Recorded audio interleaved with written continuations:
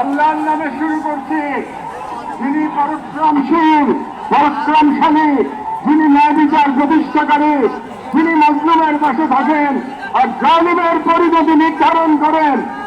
আজ আমরা বাংলাদেশের জনতা যারা জুলুমের ইতিহাস জানি, প্রতিবাদের চেতনা ধারণ করি, সমবেত হয়েছি গাজার মৃত্যু ভয়হীন জনগণের পাশে দাঁড়াতে।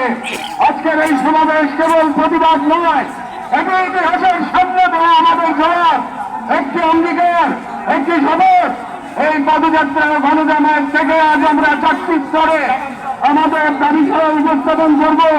আমাদের প্রথম দাবিগুলো জাতিসংঘ আন্তর্জাতিক সম্প্রদায়ের প্রতি, যেহেতু জাতিসংঘ আন্তর্জাতিক সম্প্রদায় সকল জাতির অধিকার রক্ষার দখলদারিত্ব গণহত্যা রোধের সংকল্প প্রকাশ করে, এবং আমরা দেখেছি গাজায় প্রতিদিন যে রক্তপাত, যে ধ্বংস চলছে, তা কোনো একক সরকারের ব্যর্থতা নয়, বরং এটি একটি আন্তর্জাতিক ব্যর্থতার ফল। এবং এই ব্যর্থতা শুধু নিরবতার মধ্যেই সীমাবদ্ধ নয়, বরং পশ্চিমা শক্তি বলয়ের অনেক রাষ্ট্র সরাসরি দখলদার ইসরায়েলকে অস্ত্র, অর্থ, অকূটনৈতিক সহায়তা দিয়ে এই গণহত্যাকে দীর্ঘস্থায়ী করেছে। এবং এই বিশ্ব ব্যবস্থা দখলদার ইসরায়েলকে প্রশ্নবিদ্ধ না করে বরং রক্ষা করার পূর্ণবিধায় নিয়েছে। সেহেতু আমরা জাতিসংঘ ও আন্তর্জাতিক সম্প্রদায়ের প্রতি জোরালো দাবি জানাচ্ছি, এক, জায়নবাদী ইসরায়েলের গণহত্যার বিচার আন্তর্জাতিক আদালতে নিশ্চিত করতে হবে। দুই, যুদ্ধবিরতি নয়, গণহত্যা বন্ধ কার্যকর ও সম্মিলিত পদক্ষেপ গ্রহণ করতে হবে।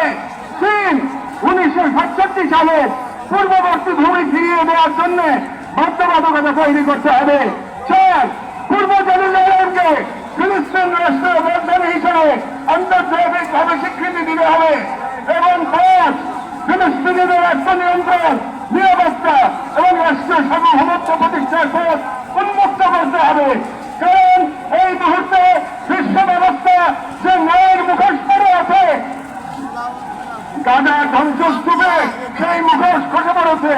আমাদের দ্বিতীয় দাবিগুলো মুসলিম উম্মার নেতৃবৃন্দের প্রতি, যেহেতু আমরা বিশ্বাস করি ফিলিস্তিন কেবল একটি ভূখণ্ড নয়, এটি মুসলিম উম্মার আত্মপরিচয়ের অংশ, এবং গাজা এখন কেবল একটি যুদ্ধবিধ্বস্ত শহর নয়, এটি আমাদের সম্মিলিত ব্যর্থতার বেদনাদায়ক প্রতিচ্ছবি। এবং উম্মার প্রতিটি সদস্য, প্রতিটি রাষ্ট্র এবং প্রতিটি নেতৃত্বের উপর অর্পিত সেই আমানত যে আল্লাহ প্রদত্ত ভ্রাতৃত্ব ও দায়িত্বের সূত্রে আবদ্ধ। এবং ইসরায়েল একটি অবৈধ দখলদার গণহত্যাকারী রাষ্ট্র, যা মুসলিমদের প্রথম কিবলা ও একটা পুরো জনগোষ্ঠীর অস্তিত্ব নিশ্চিহ্ন করতে সর্বশক্তি নিয়োগ করেছে। এবং ভারতের হিন্দুত্ববাদ আজ এই অঞ্চলে জায়নবাদী প্রকল্পের প্রতিনিধিতে পরিণত হয়েছে, মুসলমানদের বিরুদ্ধে সুপরিকল্পিত দমন নির্যাতন চালিয়ে যাচ্ছে। এবং ভারতের সম্প্রতি ওয়াকফ সম্পত্তি আইনে হস্তক্ষেপের মাধ্যমে মুসলিমদের ধর্মীয় ঐতিহাসিক অধিকার ধারণ করা হয়েছে, যা উম্মার জন্য একটি স্পষ্ট সতর্কবার্তা। সেহেতু আমরা মুসলিম বিশ্বের সরকার ও ওআইসির মতো মুসলিম উম্মার প্রতিনিধিত্বকারী সরকারের নিকট দৃঢ়ভাবে আহ্বান জানাই, এক, ইসরায়েলের সাথে অর্থনৈতিক, সামরিক ও কূটনৈতিক সকল সম্পর্ক অবিলম্বে ছিন্ন করতে হবে। দুই, জায়নবাদী রাষ্ট্রের বিরুদ্ধে বাণিজ্যিক অবরোধ ও নিষেধাজ্ঞা আরোপ করতে হবে। তিন, গাজার মুসলিম জনগণের পাশে চিকিৎসা, খাদ্য, আবাসন ও প্রতিরক্ষা সহযোগিতা সহ সর্বাত্মক সহযোগিতা নিয়ে দাঁড়াতে হবে। চার, আন্তর্জাতিক পর্যায়ে ইসরায়েলকে একঘরে করতে সক্রিয় কূটনৈতিক অভিযান শুরু করতে হবে। এবং পাঁচ, জায়নবাদের দোষর ভারতের হিন্দুত্ববাদী শাসনের অধীনে মুসলিমদের অধিকার হরণ, বিশেষ করে ওয়াকফ আইনে হস্তক্ষেপের মতো রাষ্ট্রীয় আগ্রাসনের বিরুদ্ধে ওআইসি ও মুসলিম রাষ্ট্রগুলোকে দৃঢ় প্রতিবাদ ও কার্যকর কূটনৈতিক অবস্থান নিতে হবে। কারণ গাজার রক্ত প্রবাহে আমরা লজ্জিত হওয়ার আগেই গাজার পাশে দাঁড়ানোই উম্মার জন্য সম্মানের একমাত্র পথ। এবং যে নেতৃত্ব আজ নীরব, কাল ইতিহাসের কাঠগড়ায় দাঁড়াতে বাধ্য হবে। আমাদের তৃতীয় দাবিগুলি বাংলাদেশ সরকারের প্রতি। যেহেতু বাংলাদেশ একটি মুসলিম সংখ্যাগরিষ্ঠ রাষ্ট্র, যার স্বাধীনতা সংগ্রামের ভিত্তিতে নিহিত রয়েছে অন্যায় অবিচারের বিরুদ্ধে প্রতিরোধের চেতনা, এবং আমরা বিশ্বাস করি ফিলিস্তিনের প্রশ্নে বাংলাদেশ কেবল মানবতার নয়, ইমানের পক্ষেও এক ঐতিহাসিক অবস্থানে রয়েছে। এবং একটি গণতান্ত্রিক রাষ্ট্র হিসেবে সরকারের দায়িত্ব জনগণের ইমানি ও নৈতিক আকাঙ্ক্ষার প্রতি শ্রদ্ধা রাখা, এবং বাংলাদেশের জনগণ গাজার পাশে থাকার অঙ্গীকার করেছে, তাই রাষ্ট্রীয় পর্যায়ে নীরবতা এই জন আকাঙ্ক্ষার প্রতি অবজ্ঞার সামিল।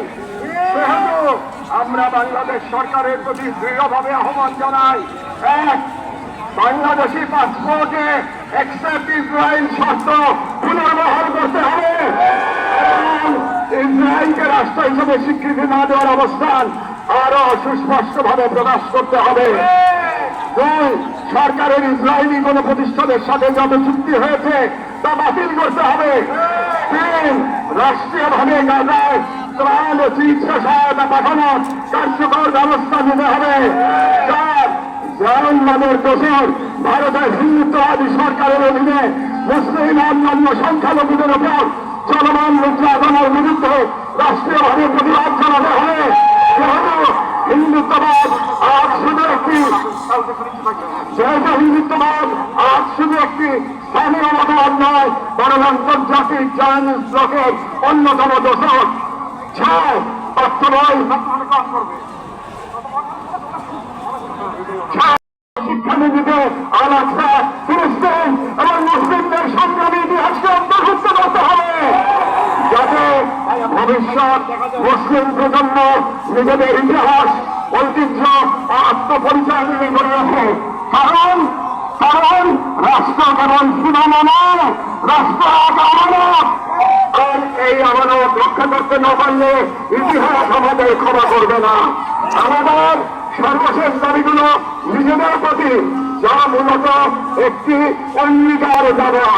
যেহেতু আমরা বিশ্বাস করি আলকুট যেমন একটি শহর নয়, এটি ইমানের অংশ, এবং আমরা জানি বাইবেল মুকাদ্দাসের মুক্তি অন্য করা হবে না, আমাদেরই কোনো প্রজন্মের হাতে করে খাবে। এবং আমরা বুঝি জাহান্নামের প্রতিষ্ঠা মূলত আমাদের নিজেদের আত্মবিশ্বাসের ফল, এবং আজ যদি আমরা প্রস্তুত না হই তাহলে আল্লাহ না করুন, তাহলে আমাদের সন্তানেরা হয়তো আমাদের বাংলাদেশ পাবে, এখানে হিন্দুত্ববাদ ও জাহান্নাম একত্রে নতুন গাজা তৈরি করবে। এবং গাজা আমাদের জন্য এক আয়না, যেখানে আমরা দেখতে পাই কিভাবে বিশ্বাসী হওয়া মানে কেবল বেঁচে থাকা নয়, সংযমে দিয়ে থাকা।